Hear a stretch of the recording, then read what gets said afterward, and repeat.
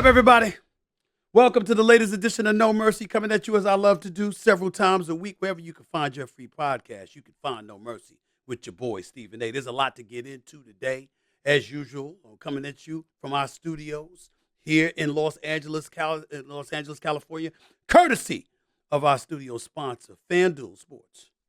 FanDuel Sportsbook, the home of the No Mercy podcast. Let me get right into it because I got a lot of things on my mind, and obviously there's a lot of stuff that we're going to get into in regards to the NBA playoffs because there's a lot to get into. The Lakers have advanced. They're going up against the Nuggets. The Celtics have advanced. They're going up against the Miami Heat. I got a chance to get my dream. They ruined it because COVID-19 ruined it because we all know where the hell I want to be. Now, I understand there was a little aberration, a little deviation from all of that because the New York Knicks were relevant. And I, like a fool, got caught up. We here, okay? Until I came crashing back down to reality. I get all of that, but make no mistake about it. I ain't depressed if it's L.A. versus Miami. Let me be very, very clear about that. You figure out why that is. L.A., Miami. Figure it out. But I got stuff to get into first that really, really is not a laughing matter. It's not something to joke about. It's not something to mess around with and what have you. It's about the situation involving Ja Morant. He's a mess. He's a mess. I don't enjoy saying that. I'm not trying to excoriate the kid. He's 23 years of age. He turns 24 in August. All of us have made mistakes in our life. None of us are flawless. We all make mistakes. Perfection escapes every single one of us as human beings. We all understand that. But there are levels to idiocy and foolishness. And there's no question about it that if you're Ja Morant, it's been foolish and beyond. Some would say a new fool. Because it don't make no damn sense. I mean, when I think about Ja Morant right now, you know what I'm thinking about? I'm thinking about Antonio Brown. Or Michael Vick back in the day. Now, I love me some Michael Vick. But you got a $100 million contract, you ain't studying football, and you engaging in dogfighting schemes and having a dogfighting ring. I don't wish anybody to be incarcerated, let alone him in a federal penitentiary. Thank God he served his time. He came out. He made a life for himself, doing a great, great job on television, I might add. I'm a fan of Michael Vick. But at that time, the stupidity knew no limits because you had 9 figures in the palm of your hands and blew it to win thousands of dollars dogfighting, running a dogfighting scheme. Antonio Brown, why do I bring up that name when I enter the word stupidity? Now, we could sit up there, we could talk about CT and all of that stuff because he was never the same once Vontaze Burfict of the Cincinnati Bengals at the time hit him and he went on the ground looking like rigor mortis kicked in, similar to how Tua Tagovailoa looked last year when he got hit against on a Thursday night game in Cincinnati. Ever since then, Antonio Brown was never the same. And so he did kind of odd things. I think it's safe to say that when you are a member of the Las Vegas Raiders on a Wednesday night and you have an obligation, all you got to do is shut up until Tuesday morning. Shut up until Tuesday morning and don't get thrown off a team. And you can't shut up and cost yourself $29 million. $29 million because you can shut up for 4 days. That's a new kind of fool. Ja Morant is venturing into that territory. There is no way around this. Ladies and gentlemen, Ja Morant just over this weekend was seen on video with a gun in his hand, waving it and what have you. Because he was seen with that gun, seen with the gun on IG Live to be exact, Ja Morant was suspended by the Memphis Grizzlies immediately. The league office, meaning the National Basketball Association, you know that multi-billion-dollar conglomerate that wants to preserve and elevate their revenue, you know that that iconic brand, they said they're investigating the matter. We are less than 2 months removed from Ja Morant being in New York City in the office of Adam Silver, the commissioner of the NBA, where Ja Morant assured him that is not who he is, that is not what he represents, that is not what he's about. And I assure you, Commissioner, this will not happen again. And sure enough, it happened again. Now, that's dumb. Because now, if you're the commissioner, you took it light on him. And now you don't have to because you gave him an opportunity. He said he went to counseling. He said he had gone to Florida. He said he took some time to really search and identify and look deep within himself to find out what the hell is going on and why he makes the mistake that he makes. And he said, yo, we're gonna change this.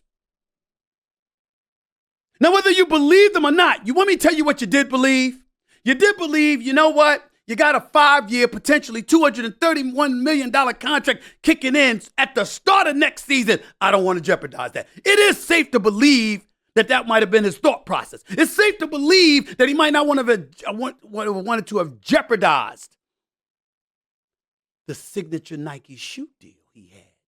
Because remember, they separated themselves from Kyrie Irving after the tweet for the movie with anti-Semitic tropes and things of that nature in it.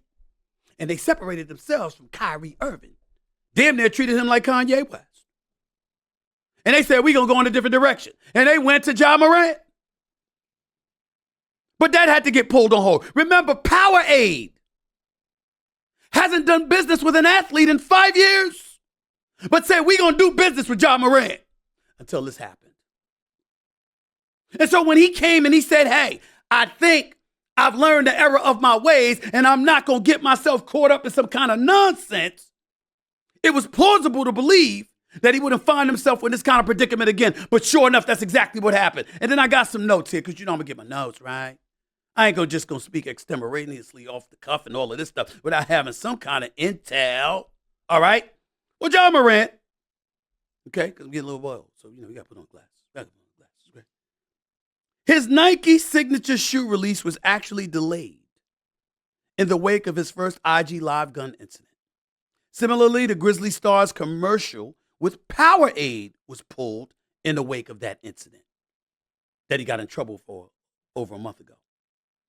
So what are these brands going to do now? Those are legitimate questions for y'all. For me, I have answers.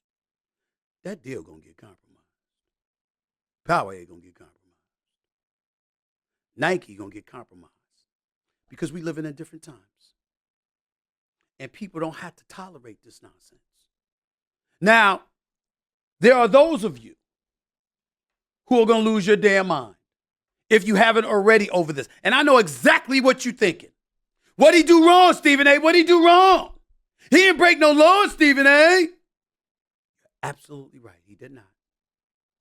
First of all, we don't know where this latest video occurred. We know it was in an automobile. What we don't know is what state he was in. But we do know that he plays for the Memphis Grizzlies, which is in the state of Tennessee. Other than the fact that they have no state income tax, which is very appealing to somebody such as myself, there's something that's not so appealing to me. Do you know it's a permitless carry state? You do not have to have even a permit to carry a concealed weapon, loaded or unloaded, open or concealed. One of various states throughout our union that doesn't mandate that you have to have a license to carry. So when they say he's not breaking any laws, they're absolutely right. Ja Morant ain't breaking no laws. That ain't the damn point. You idiots. The point is, the NBA has a problem with it. He works for the league. He represents the league. And if the league says, we have a problem with it, we don't condone that. We don't support that. And Nike says the same thing. And Powerade says the same thing. You got a problem. See, we want to walk around. We want to do what the hell we want to do. And this is the type of stuff that bothers me because I make a generic point because I like to touch the masses, not just the few. And I'm trying to tell you, you cannot do what you want to do when you want to do it, how you want to do it, while you got your hand out for somebody's money. I work for the mouse. This podcast is owned by yours truly. I own it. Everybody on this podcast works for me. But I still got to take into consideration the people who are working for me and the kind of jeopardy I put them in because they have a livelihood to protect as well. And you know who else I have to think about? My day job. Know that big mouse that you see everywhere? You know, with amusement parks in Orlando and Anaheim and Shanghai, Lord knows where else. You know that big mouse that's permeated everywhere for decades? Mickey Mouse, to be exact. Walt Disney. They own ESPN. You think that every single thing they want to restrict me from doing, I agree with? Of course not. But there's a bigger picture. And the check that they cut, that I cash, happens to make me smile when I cash it. So guess what? I modify. I capitulate. I don't surrender. I don't sell out. I don't completely strip myself of my authenticity, but I'll be damned if I don't modify or alter my thinking to some degree. And you know what? So did Ja Morant. So did LeBron James. So did Kobe Bryant, God rest his soul. So did Michael Jordan. So did Shaq. So did Barkley. Hell, so did Allen Iverson. I know because I was there. And y'all smart enough and informed enough to know ain't a damn media member alive know Allen Iverson better than me. And that brother, with the cornrows, with the tattoos, with all of that other stuff, go back to 1996, June to be exact, NBA draft. Allen Iverson rolled up there. He didn't even have cornrows. He had a clean-cut haircut with a nice fade, and you couldn't find a tat visible on him because he was trying to get paid.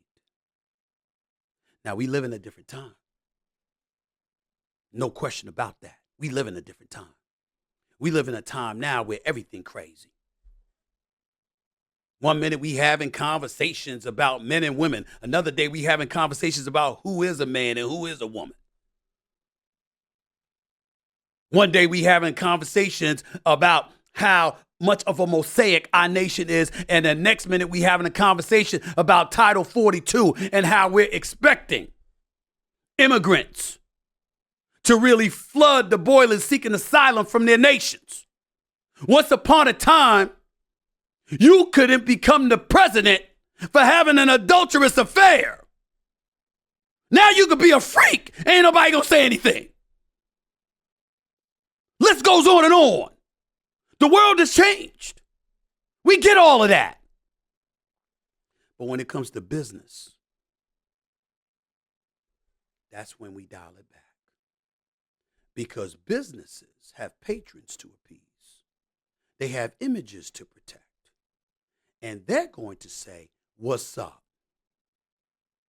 This is what we want. You got to capitulate or you got to go. Ja Morant, last summer, allegedly, purportedly got into a fight with a high school kid. Went after knocking him upside his head with the same friend who was with him this time. He went in his house and came outside with a gun. There's still an investigation about that. This February, he and that same friend, who will remain nameless, because he ain't a part of it, he's not the story Ja Morant is, but that same friend, they were in Indianapolis. And there was an investigation made by the NBA because apparently his friend got into it with members of the Indiana Pacers party, which included security, and allegedly a red laser gun was pointed at them. Ja Morant was in that SUV. They couldn't prove that Ja Morant did that, so they kind of let it go. Then you had in March the incident where Ja Morant is at the strip club in Colorado. I forget the name. We're at the strip club, okay? And because he's at the strip club, doing his thing, making it rain, waving a gun, Memphis said, yo, suspension. NBA ultimately supported it. 8 games, over $600,000 it cost him. He's supposed to be done with that. April, he bounced out of the playoffs like by LeBron and AD. And now here we are in May. And it happened again. Ladies and gentlemen, there's no excuse for this. I'm not saying it to berate Ja Morant. I'm rooting for the brother. He's a superstar. The game is better because of him. He's box office. You want to see this brother play. I was in attendance when he dropped 45 on the Lakers in a game they lost, by the way. I was there. The brother's special. And he's box office. But I don't want to hear anything at this point about his daddy. I don't want to hear anything at this point about his friends. I don't want to hear anything at this point about the Memphis Grizzlies or any kind of enablers or whatever. You're 23 years old. If you committed a crime and harmed somebody, they try your ass as an adult. This is what it is. Stop making excuses. Everybody want to sit out there, and this is how we enable people, because we want to sit up there and say, you got folks on out there, Ja, do your thing, bro. Live your life. Really? Really? Where that going to get them? Where's that going to get them? What kind of advice is that to give? It's counterproductive, and it's stupid. And not only might it cost him his career, if he keeps on this path, it might cost him his life. You see, some of us are from the streets. We don't look it. We don't act it. We didn't get in trouble and all of this other stuff. But we from that cloth. We know people. I know plenty of dudes that are dead. I know plenty of dudes that serving time. I know plenty of dudes who've murdered, who've robbed, who dealt drugs. You don't hear me speaking too much against that stuff because they saved my life. They played a role just as much as my family did, they did, because they kept me off the streets, because they knew I wasn't about that life. And if there's one thing they taught me years ago, there is nothing real, true, hardcore street dudes detest more than somebody who ain't made from that cloth and is trying to act like they are. Especially when you don't have to be that way, because you done made it. They're willing to accept the consequences of their actions and deal with whatever it is because they made their choices. But they have no respect for cats who have made it and don't have to live that way and are stupid enough to try anyway. They have no respect for people like that. And neither should most of us. Ja Morant got to get his act together. His career is on the line, because I'm telling you something right now. You remember, this is your boy Stephen A. talking to you. I've been covering the NBA for almost 30 years. I'm telling you, I ain't asking you. Suspension's coming, and it's going to be steep. Could be 25 games. Could be half the season. I got people calling for the entire season. And before I go to break, let me read you from an inside source in the NBA that has direct access to Commissioner Adam Silver, who will decide Ja Morant's penalty, along with Joe Dumars, an executive VP, a former two-time champion with the Pistons. That dude, who's now a czar within the NBA league office. Let me read to you what was sent to me by someone who has direct access to both of them. You can pick up the phone and call him right now. This is what he said. Stephen A. on Ja Morant. Behavior detrimental to the league. Best interest of the game. Those two clauses that are relevant here. Public perception is also important. It is not a right to play in the NBA. It is a privilege. Because the NBA was so lenient in the first incident, a strong message must be sent to Ja Morant, his family, and his boys. Minimum half-season suspension without pay.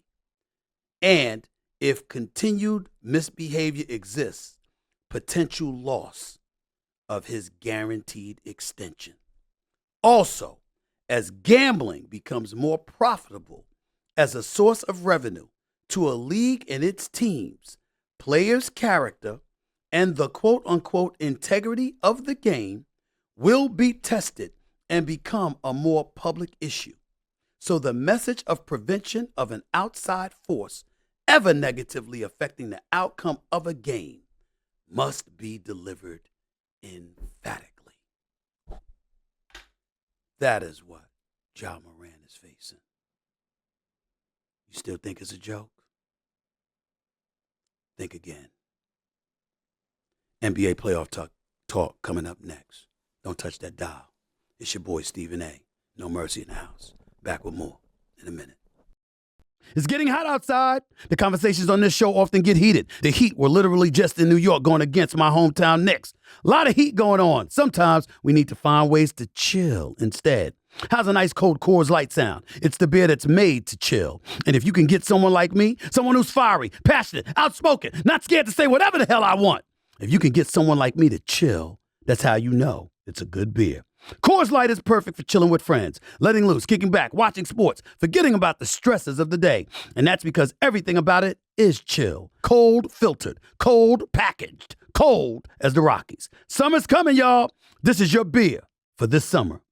When you choose to chill, pair your plans with an ice cold Coors Light. Get Coors Light delivered straight to your door with Drizzly or Instacart by going to CoorsLight.com/mercy. Celebrate responsibly. Coors Brewing Company, Golden, Colorado. I admire people who set ambitious goals for themselves, like wanting to learn a new language. That's an ambitious undertaking, but there's one heck of a payoff. All those vacations you can confidently go on, new cultures you can experience. Learning a new language is more than a worthwhile venture. But where do you start? I'll tell you where. You start with Rosetta Stone. They've been the trusted expert in language learning for 30 years with millions of customers, and for good reason. Listen, they offer 25 languages, from Arabic to German to Spanish, and you only need 10 minutes to make real progress with one of their bite-sized lessons. I know y'all are busy, but 10 minutes can make a real difference and prepare you for real-life interactions. That is 100% worth it. And for a limited time, our listeners can get Rosetta Stone's lifetime unlimited subscription, which gives you access to all 25 of their languages forever for 40% off. Visit rosettastone.com/mercy today. Rosetta Stone. How language is learned. I started covering the NBA in 1996. I was a backup writer for the Philadelphia Inquirer the year Allen Iverson was drafted. The Philadelphia Inquirer, where I had been employed for the 2 previous years from October of 1994, started out covering Temple. St. Joe's really, but only for a couple of weeks. Then I covered John Chaney at Temple. Then I covered Temple basketball and football. And then I was elevated to backup NBA writer for the Philadelphia 76ers. And then after Allen Iverson's first season, even though I was there pretty much every game as a backup writer, after their first season, they officially made me the beat writer for the Philadelphia 76ers. And I covered Allen Iverson every day for the next 6 years.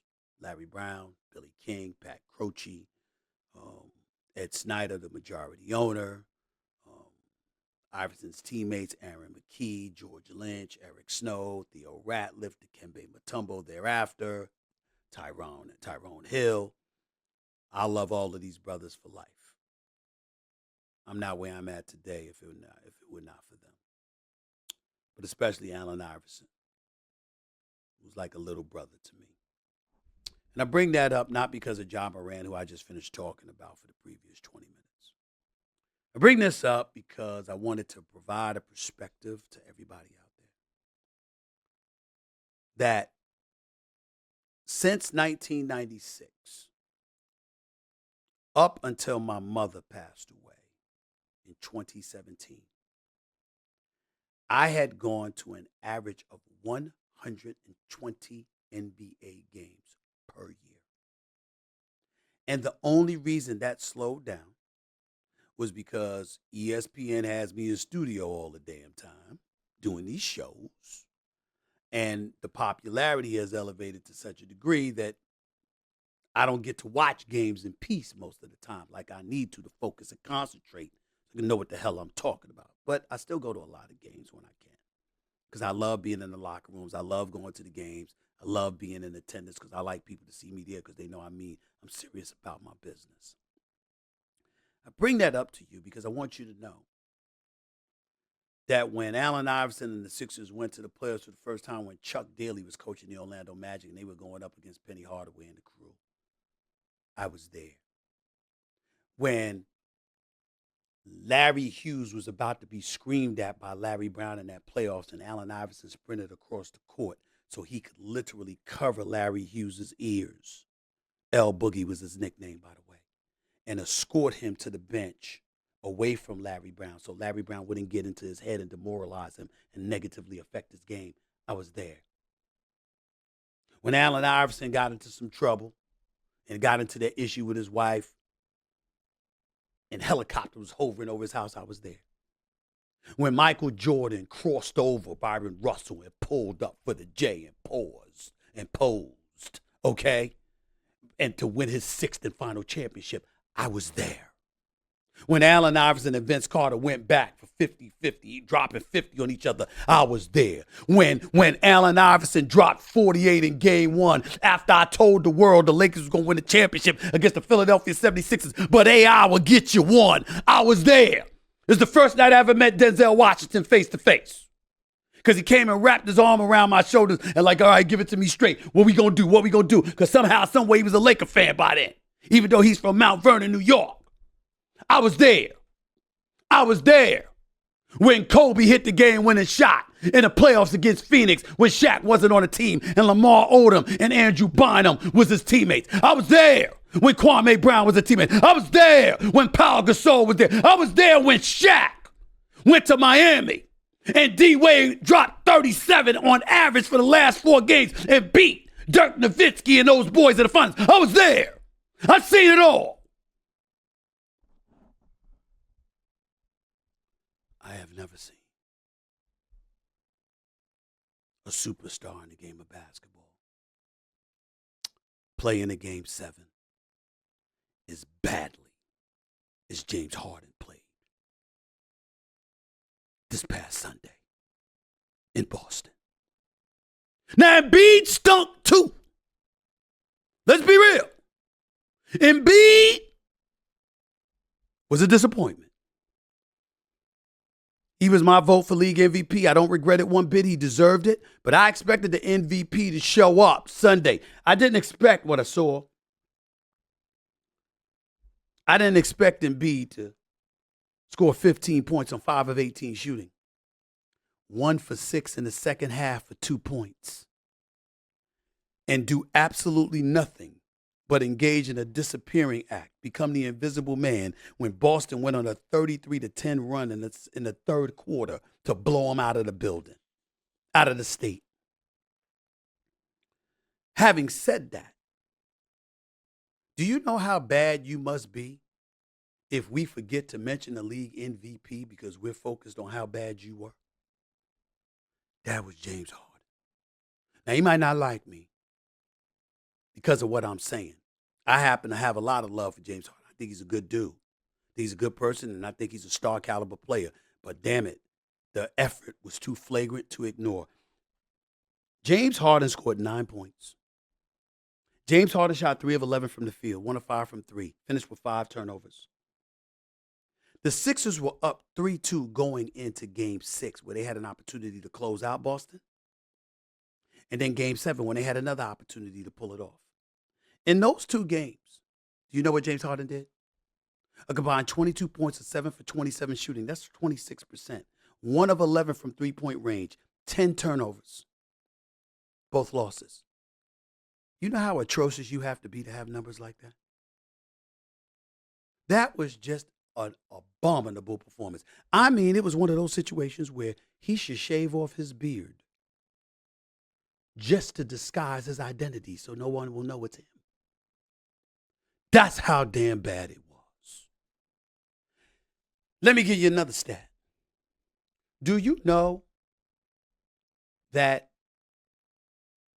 in the 11 playoff games James Harden played this postseason, 6 against Brooklyn, okay, and the 5 before these last 2, okay, this brother had like 6 games where he shot less than 25% from the field. Obviously, now it's 7 and 8 games. Did you know that in this 7-game series, Harden dropped 45 in Game 1, 42 in Game 4? The other 5 games, he made 4 field goals or less in each of the 5 games. He couldn't even put together 5 field goals. This is a 3-time scoring champion. This is a former league MVP. This is the same dude that led the league in assists this year, that averaged over 20. The only thing worse than James Harden was that sorry, trifling-ass Ben Simmons. How the hell you gonna say something about any basketball player? This dude goes on Twitter yesterday, and I tried to be nice to Ben Simmons. I tried to give him the benefit of the doubt. I started off the season saying give him a chance. How the hell are you talking about a basketball player when you treat putting on a basketball uniform and dribbling on the basketball court to go play, when you treat that as if somebody asked you to get on the front lines in Ukraine to fight Russia? That's how scared he is to play basketball. That's how scared he is. I mean, he's the one that's talking about it. They brought up mental illness. I didn't bring that up. I didn't say anything about that. I'm not making light of something like that. He brought that up. He said that was rationale. He said that he needed therapy. He said that he needed to talk to people. Then it's a back injury. Then it's a knee injury. It's all of these excuses not to play. But that brother never missed a check, though. He always makes sure the check is in the account. Always. And you are talking about James Harden and the 76ers, the team you quit on, the team you left hanging, the team that you were supposed to help deliver a championship as the number 1 overall pick in the draft. You, that's you. Boy, I better not see him. I better not see Ben Simmons. All I'm going to do is look at him. It's going to be one of these. Sorry. That's all I can think. It's not because you play bad. James Harden played bad. And you got to live with that. But he ain't you. At least he showed up. Back to Harden, though. If you're the Houston Rockets, you can't want James Harden long term. Just can't. Kenyon Martin Jr., Green, Porter, Jabari Smith Jr., you got young kids. You got Ime Udoka there as your new coach. You can't bring James Harden in. Just can't. Not after this performance. He's clearly flagrantly lost a step. You Philadelphia, you want to keep it. Can't be a long-term deal. Daryl Morey even think about giving him a long-term deal. He should be fired. I'm talking about at max dollars. Of course, James Harden is worth some money. I'm just talking about max dollars. I'm sorry.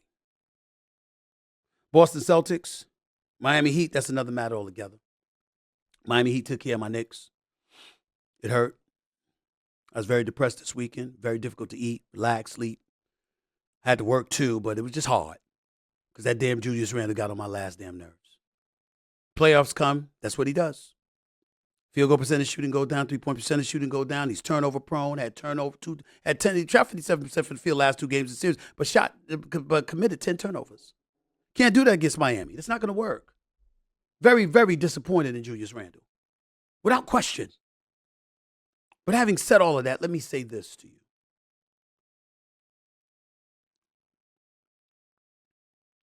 It's not that he's a scrub, because he's not. He played the first 77 games of this season. I respect the fact that he was available. But Julius Randle is a third offensive option who thinks he's a number 1 option. And that's the problem. Now, me personally, I want Damian Lillard. We got Damian Lillard. We beating Miami. And I know Damian Lillard with Jalen Brunson is a small backcourt. Damn it, it's a small man's game. It ain't too many Jokic, Giannis, and Embiids walking around. You got cats who should be small forward playing center. We'll work it out. If it's not him, go get Karl Anthony Towns, because that brother can shoot. Now, the durability is a question mark, and I understand that. But he could play, and he damn sure can shoot. And he's going to shoot better than Julius Randle. Anybody his height or close to it that put a hand in his face going to make him miss a shot when it counts. And he gets petulant. He gets demoralized. And it brings down the spirit of the team. Some spirit. Spirit matters. Can't have that. So they got to do something with that. Go get one of them. Go get one of them. You the Boston Celtics, you don't have to pay Jaylen Brown $295 million, but you got to keep him. Him and Jason Tatum are the future. Don't be stupid. Take care of them. Out west, the Warriors are done. They weren't good enough. I thought they would be because I thought Klay Thompson would be. The man had 8, 10, and 9 points over the last 3 games. That is a total of 27 points in 3 games. I'm appalled, and I'm shocked. Because he's one of the greatest shooters in NBA history. The only reason we don't talk about Klay Thompson more is because his backcourt mate happens to be the greatest shooter God has ever created. But Klay Thompson, what is on his game?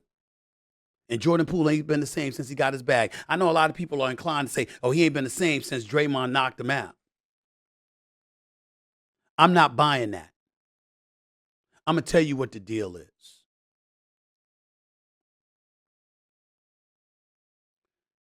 Jordan Poole got $128 million guaranteed. I'm sorry, $123 million guaranteed, $128 million overall. He got his money, worked his way up during the G League and all of this other stuff over the years, got his groove on in the league, won a championship last year, was feeling himself. I think that's why he got hit in the first place. Not advocating it, not condoning it, not justifying it, but it's happened. And I think we sort of ripple affected that because he was complaining about his playing time. Saying that's the reason he couldn't get going. Please. It's the other way around. You couldn't get going because of playing time. You didn't get playing time because you couldn't get going. Steph Curry and all of them know it. So the Golden State Warriors are going to have to make changes. We'll see what they do. Hope Bob Myers stays on as the president of basketball operations, although I doubt he will. Hope Klay stays there. He got 1 year left on his deal. I hope he gets an extension, although it won't be a max. Looking at Draymond Green, hope he gets an extension too. By the way, Draymond Green deserved first team all defensive player. He did not deserve to be second team. He's too good. He's too elite as a defensive player. Look at his percentage. He's one of the top 2 defenders in the game. To call him a second team all defensive player was an insult. He is absolutely right. And he's also right about saying the dynasty ain't over. Because as long as those 3 are kept, all you got to do is tweak it. I don't know how you're going to pull it off, but damn it, if Rob Pelinka could turn around the Lakers. If he could sit up there and get Yuri Hachimura and Malik Beasley and Jared Vanderbilt and D'Angelo Russell and the Lakers are in the damn Western Conference Finals, if Rob Pelinka could pull that off because of a trading deadline deal that got rid of Russell Westbrook and Patrick Beverley, I'll be damned if Bob Myers and Joe Lacob and the Golden State Warriors can't pull off some deals to get Steph Curry, Klay Thompson, and Draymond Green some help. I don't believe it. They can do it. But that's neither here nor there. We'll talk about that in the weeks and the months to come. Props to LeBron James and the Los Angeles Lakers. Props to Anthony Davis, who showed up the last 3 games of that series against the Golden State Warriors. He usually take 1 game off. Every good game he played, he play a bad game. Could have put together back-to-back games to save his life. This series, he put together 3 strong games, back-to-back-to-back. Deserves a lot of credit for that. I didn't know he had that in him anymore, but he did. Props to him. LeBron James is that dude. He wins a 5th championship. I'll never put him ahead of Jordan. He's got 6 NBA Finals losses. But I will say this. Conversation won't insult me because LeBron James is that special. But Denver's waiting. They knocked off a Phoenix team that fired its coach, Monty Williams, who will have another job in short order because he's a great man and a great coach. I believe DeAndre Ayton got fired. I believe DeAndre Ayton, who's from the Bahamas, literally was in the Bahamas. He just forgot to tell anybody.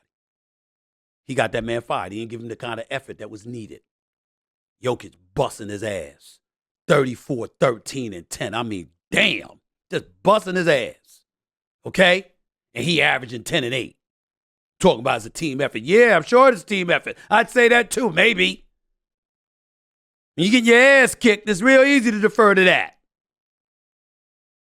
But I'm telling you this. That's what got Monty Williams fired. Big-time losses on your home court, back-to-back closeout games in Phoenix, down by 30 in each half. That is not a good look, but it doesn't happen if your center plays like a man possessed.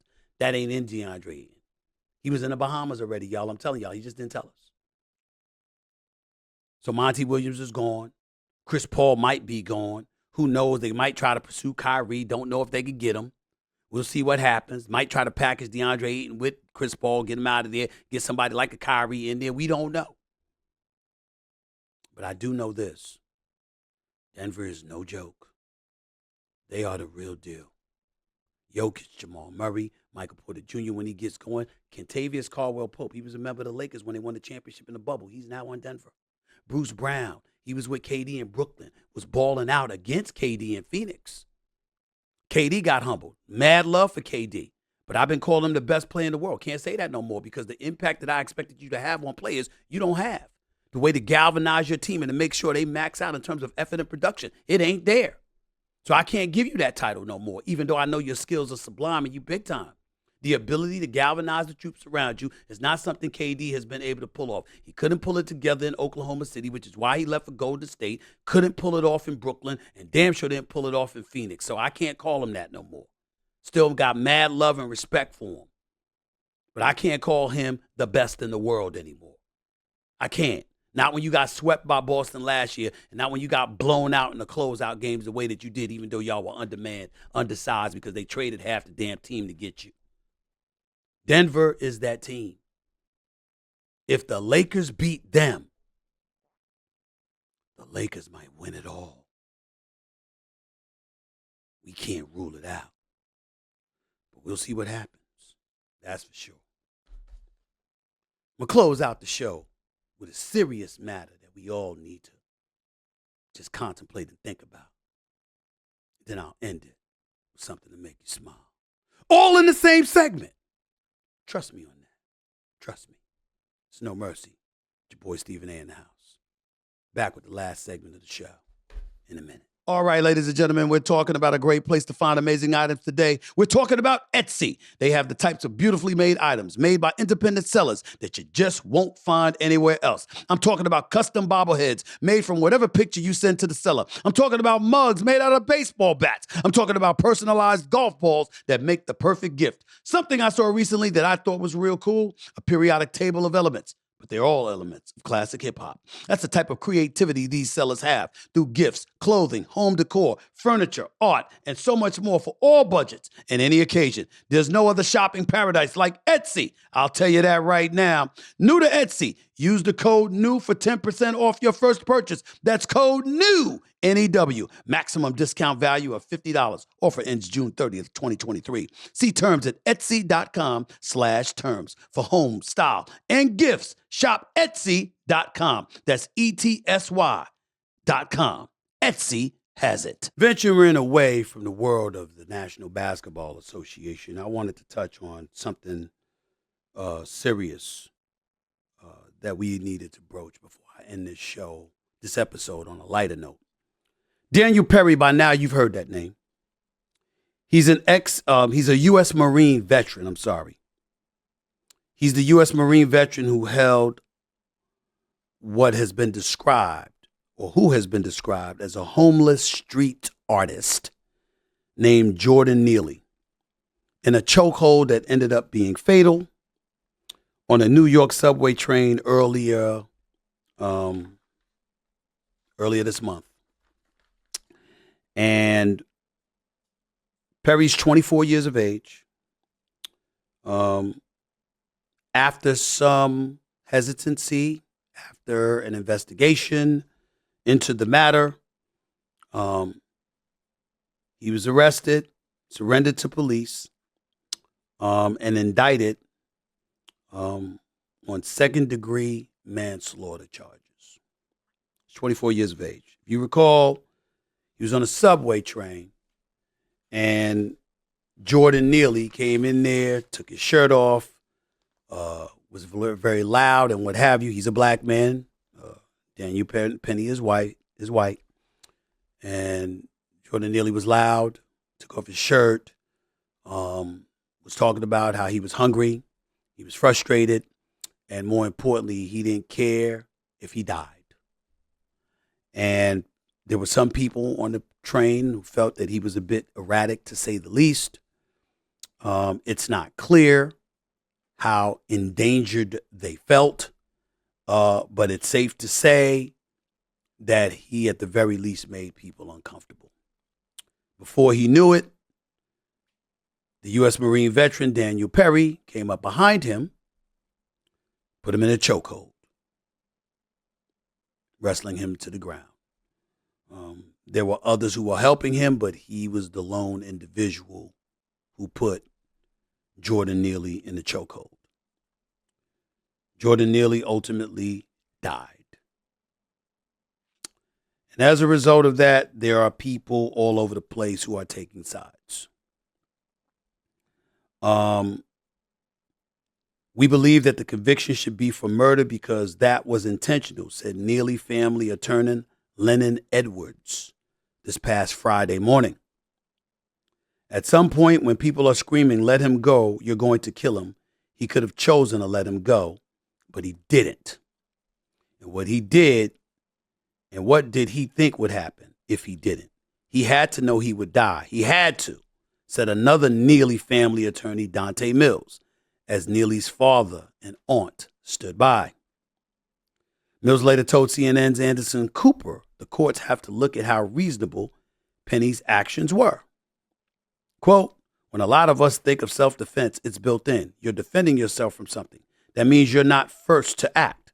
Jordan Neely never touched him. He never hit him. He never lunged in his direction. In fact, Daniel Perry came from behind him and put him in a chokehold. So is that reasonable? That's their side. Daniel Penny and his attorneys have another side. Quote, he risked his own life and safety for the good of his fellow passengers. The unfortunate result was the unintended and unforeseen death of Mr. Neely, Penny's attorney said in a statement on Thursday. Penny restrained Neely, 30 years of age, on a Manhattan subway after Neely began shouting he was hungry, thirsty, and had little to live for. He was pronounced dead at the hospital. His death was ruled a homicide, though the designation doesn't mean there was intent or culpability. A spokesperson for the New York City office of the chief medical examiner said earlier this week, noting at the time it was a matter for the criminal justice system to determine. Understand that's very, very important. Because when they say here, it doesn't designate, that designation doesn't mean intent or culpability. What they're saying is you may not have intended to do it. You may not be, quote unquote, culpable. But if a person died, you can still find yourself behind bars, albeit at a significantly lighter charge than first-degree murder, of course. I've been torn because as a person that rode the subways every day for the first part of my life, I have to confess that certain erratic behavior on a subway train is far from surprising. That was years ago. Times have changed. And when you see people being harmed every day, particularly in the subways of New York City, when you see the violence that's disseminated over the airwaves throughout this country, when you see folks constantly encountering some sort of danger, it's hard to predict or to assume what is and what isn't. And the first order of business is to protect yourself. Deontay Wilder, former heavyweight champion of the world in the sport of boxing, recently got himself in trouble because he was carrying a weapon. And I believe it was in the state of California. And, you just can't do something like that. And I don't have the quote in front of me, but he basically said, man, better safe than sorry. That was all. That was my only intent. I'm trying to keep myself safe. Because every time we turn on the airwaves, no matter what network it is, we see some level of violence being exacted against innocent civilians across this country. Florida, Dallas, Texas, the list goes on and on. Every damn where you turn, the innocent amongst us are being victimized. And so if you are an individual, in this case, a Daniel Penny, and you are a Marine, it is plausible. Remember, to protect and serve, we talk about police officers, the Marines, the few, the proud, because they'll do things that most people won't do. I have military members in my family. They think about that first. They're not going to sit idly by if folks are in danger. And when you're a soldier, one would surmise there's a level of bravery that you have that kicks in that the average person doesn't have. So on that level, I can understand where Daniel Penny's coming from. The problem is, if you're skilled enough to know how to implement a chokehold, then one would surmise you're wise enough to know when you've restrained the individual enough that you can let go of the chokehold so you don't kill them. Especially if you had help on the train with you as you restrained him. Why was it necessary to keep him in that chokehold? You had help. You had him restrained. You could have let him go, turned him over, and held him down till the police came. Why didn't you? These are legitimate questions. It requires answers. But it also requires us being mindful enough of the times that we're living in and a level of fear it's instilled in the average person out there. Because you just don't know. You don't want to be, you're almost like a wannabe police officer. You know how the cops, some cops, and I'm not talking about cops shooting black people. That's not what we're talking about here. Not this time. It's happened. We know it's happened, but that's not what we're talking about here. If you find yourself encountering a potentially volatile situation, you got a split second to react. And your first order of business is it's them or me. Now, you could say that Daniel Penny wasn't in danger because he was never touched. Is he supposed to wait until he's touched? Is he supposed to wait until another passenger is touched? Ladies and gentlemen, that's why $1.7 million have been donated to his defense fund. Because we have American citizens from all over the place that are donating to his defense fund because they believe he was a good Samaritan that doesn't deserve to be incarcerated over a situation like this. Now, we know AOC, Alexandria Ocasio-Cortez, the representative out of New York, we know she feels he murdered him. We know others feel the same way that she does, but there's plenty of politicians who feel otherwise. At the end of the day, our justice system has to do its due diligence to find out the intricate details of what truly transpired. And then do an investigation into Daniel Penny's background to find out what he does know. Because if you do find out that the level of training he received was extensive enough for him to know when to let go of a chokehold, and he didn't do that, now he's got a problem. But without us knowing that, this is the world we're living in. Because we never know what level of fear is going to be instilled in us in a particular moment and how we're going to react to it. And a lot of times, particularly in this day and age, people are quick to say, let me attack now and answer questions later, because better them than me. That's just the truth. Let's deal with that and find out more. I don't know whether it was righteous or not. I know I'm sorry that a man is dead. I'm very sorry about that. And if Daniel Penny held on to this man's throat for 15 minutes, that is a different animal. But if we find out he held on to his throat for 2 or 3 minutes, and that's what killed him, and that's usually not something that would kill somebody, it's a different matter. We'll find out the details in the days and the weeks to come. Hopefully, Bragg, the DA, will do a better job with this than he's done with this whole Trump fiasco. Don't get me started with that. We'll talk about that another day. On a lighter note, before I get on out of here, I don't know if y'all know this or not, but years ago, I used to fill in for my buddy, the great Steve Harvey, when he's still doing his morning radio show. But he had this thing called the Strawberry Letters with him and Cheryl and nephew Tommy and all of them. And they used to have me doing the Strawberry Letters to fill in when he wasn't there, when he's on vacation or he's off or something. And the Strawberry Letters is basically relationship advice. Now, I ain't talking about myself. I'm talking about myself. You understand what I'm saying? I mean, some people give better advice than they actually practice. I'm one of those dudes. The advice that I give is entirely different than what I might practice from time to time. I'm just being honest with you. It's my life. I can do that. But it doesn't mean that the wisdom emanating from my mouth isn't profound enough to make a profound difference in your life. So anytime you feel the need, you want to call me for advice, feel free.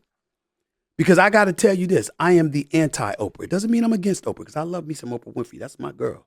It's the queen. And I love Gayle King too, love her to death, her best friend. I've known Gayle King for years. But when I say I'm the anti-Oprah, Oprah always gave that advice that favored women.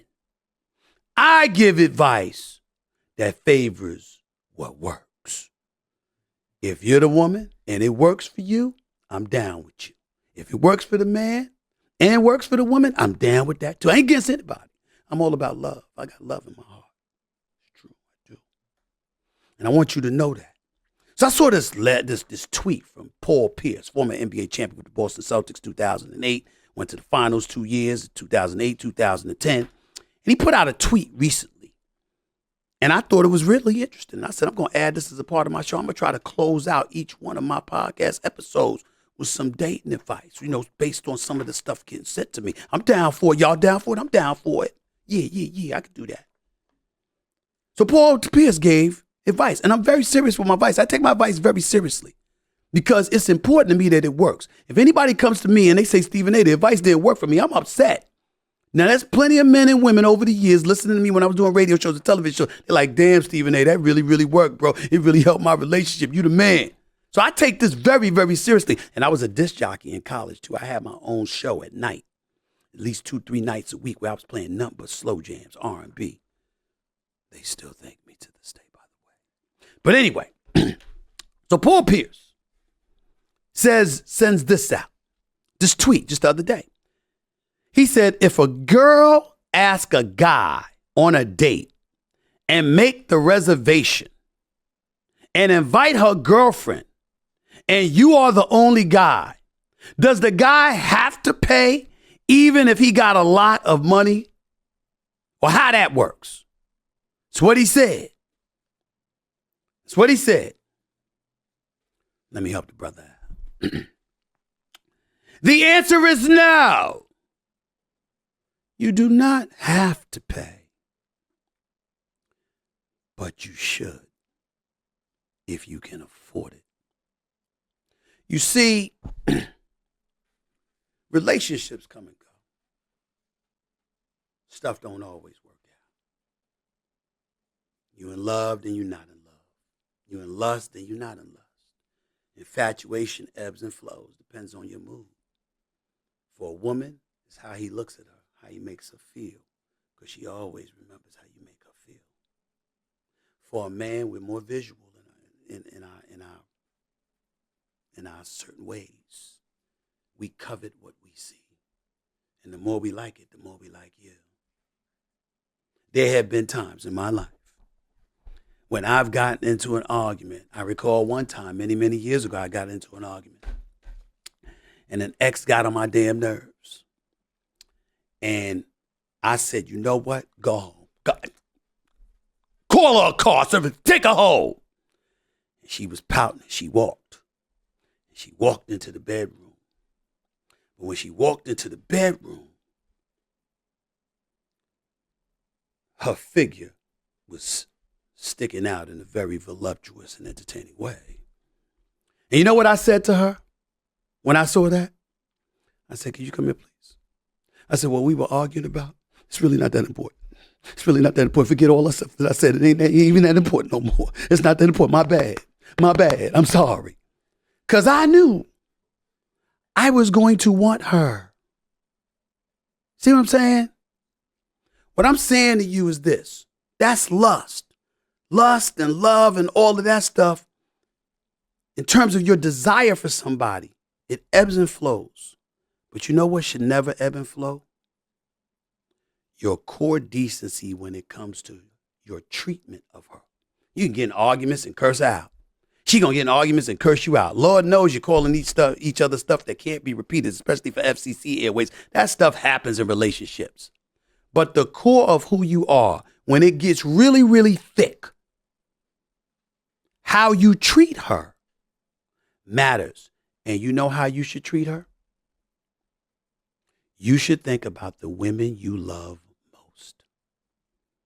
Your mama, your sisters, your nieces, your daughter, stuff like that. How would you want them treated? Even if they could afford it. If they were out with a man and that man had it, you know you would want him to dig into his pocket, pull out of his wallet, and pay for that meal. Just as much as you would want him to get up and pull the chair out from her when she's standing up, push the chair in for her when she's sitting down, open that car door for her when she's getting in, close that car door once she's in. It's called class. It's called decency. It's called etiquette. It's called manhood. Never deviate from that, no matter how they make you feel. Because when you alone at home in the mirror, all you see is you. The best of you or the worst of you.